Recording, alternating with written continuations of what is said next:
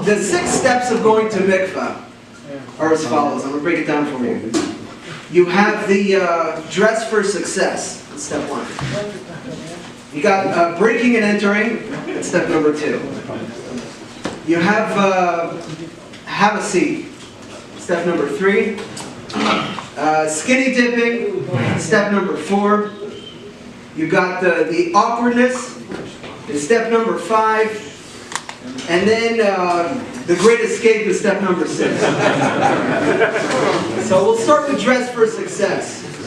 I don't know about any of you, when I go to Mikva, I have a pair, I don't know if you have a pair of those boxers, like the silk ones with the pink hearts, that they're awesome, they feel great. You don't wear those to the Mikva. I mean, you know, you can wear them around the house.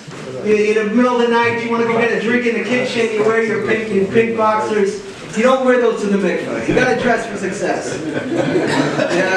You know, the pants, you ask the wife, do these make me look fat when I take them off? You know, you got to make sure you're wearing the right pants to take off. It's like a whole, thanks for that. Mazel tov. Yeah, and then you get to the mikvah, and I don't know if you've ever been to the mikvah in Chabad in Westbury.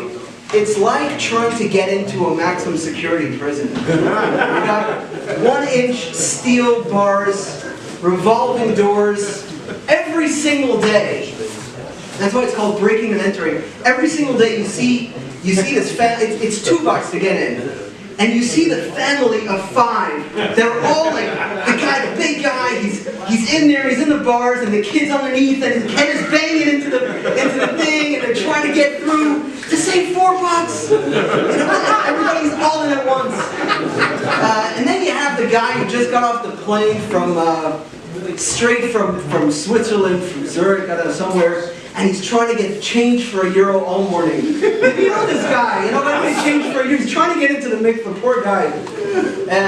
Then you have and you finally get into the mikvah, right? I mean, you get past the security, you get into this fungus, let's be honest here, fungus-infested, steamy, smelly place. Like, you know, and then you got to find a seat. You got to stake your territory. It's a whole thing. Anybody who's been there knows what I mean. And I'm not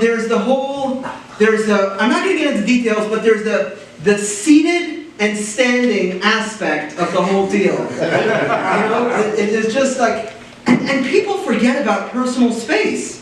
Everybody all of a sudden forgets about personal space. Like all the rules that apply when I'm talking to you face to face are out of the window in the mikvah for some reason. That people get way too close, and you're sitting and they're standing, and where do you look? By the way, eye contact. You look at the roof. Like, I mean, I don't know if anybody else has this problem, but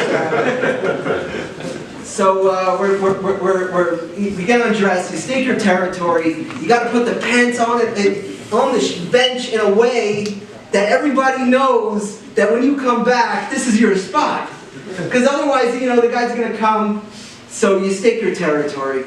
And then you have to play this game where you're getting from the seat to the mikvah. And there's these black tiles. And everybody knows that there's no fungus on the black tiles. It's a fact, right? So we all step, we hop, and we have to do it casually if nobody knows what we're doing. You hop on the black tiles all the way to the mikvah. And we get there, and you got to shower before, obviously. And in some mikvahs that I've been to, I completely don't get it. There's a curtain. Have you seen this? A curtain in the mikvah, like, I'm naked, don't come in! We're all naked, dude. You close the curtain. Then you got the curtain, and then the guy wants to borrow shampoo. You see this? There's always one guy wants to borrow some shampoo. You returned my shampoo! Have some shampoo! You We're not going there. So you shower yourself before you get in there. Then you're by the steps. Now there are 3 types of people you have to get by to get into the mikvah. By the steps of the mikvah is the guy who's he hears some really good lush. You know, some like good plush and aura. And he doesn't want to leave. He's got 1 foot still in the mikvah. It's a little bit warm. He doesn't want to get out of the mikvah. But there's no space. You gotta kind of try this guy. He's just standing there 1 foot in the mikvah. And then you have the guys who are running the U.S. political scene. They're the next level down. They know exactly what Trump should say in the State of the Union. They know what's going down with the nominations for 2020. They know exactly what's going on. Those are the guys you get past. And they want to. Everybody wants to schmooze. So you have to like get involved with the conversation as you go down. And there's a time you got to get somewhere. Then you have the last stage is I call them the permanent residents. They don't move, they're just there. They're there in the corner there. There was one guy, he was in the same position when I was there last time. And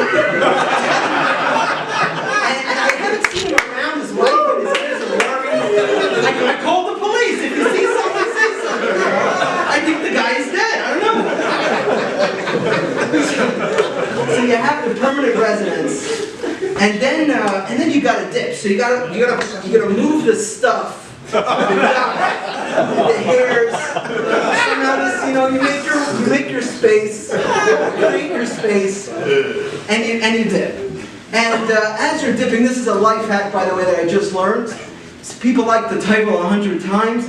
So I saw this guy, he stuck out his finger, and then he just did this 100 times. Brilliant. The whole body is in just the finger.